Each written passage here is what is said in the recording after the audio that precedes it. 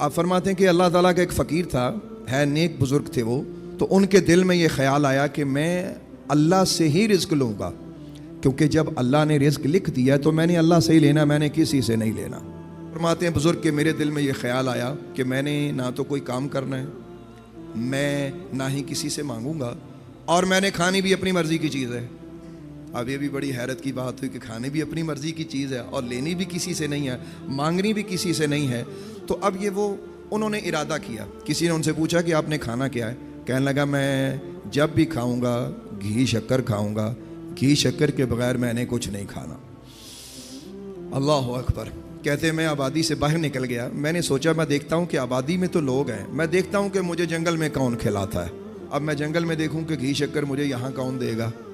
وہ کہتے ہیں 3 دن میں بھوکا پیاسا چلتا پھرتا رہا اور رزق کی تلاش میں ادھر ادھر دائیں بائیں کہ مجھے گھی شکر کہیں سے ملے. وہ کہتے 3 دن جب گزرے تو میری حالت پتلی ہو گئی, ٹانگوں میں جان نہ رہی, تو مجھے ایسا لگا کہ بس اب میرا سانس قریب نکل جائے گا. تو میں نے سوچا کہ میں اپنا ارادہ جو ہے اسے چھوڑ دوں اور کچھ نہ کچھ کھا لوں جو جنگل میں پھل رہتے ہیں. اسی استقامت میں یہاں تک کہ ایک رات گزری, میں چلتے چلتے چلتے چلتے بے ہوش ہو کے گر پڑا.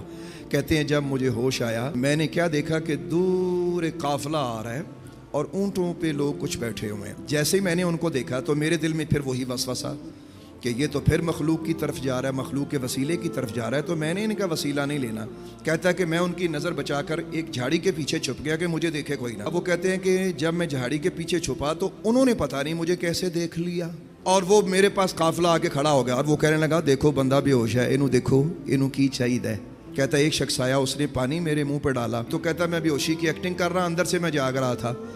تو اب جب وہ پانی پلانے کی کوشش کریں تو میرے دل میں یہی تھا کہ میں نے پہلا لقمہ گھی شکر کا کھانا ہے, پانی کا جو گھونٹ ہے وہ میں نے نہیں پینا, میں نے اپنے رب سے لینا ہے تو گھی شکر ہی لینا ہے. اللہ اکبر. کہتے ہیں کہ جب وہ پانی پلانے کا ارادہ مجھے کریں تو میں منہ نہ کھولوں. کہتے ہیں کہ ایک بندہ قریب سے بولا کہ یار اس کو گھی شکر کھلا دو.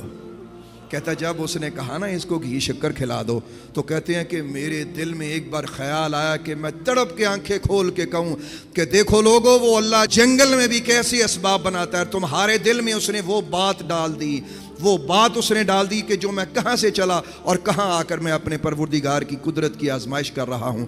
کہتے ہیں میں نے دل میں خیال کیا کہ نہیں میں نے ایسے منہ ہی نہیں کھولنا.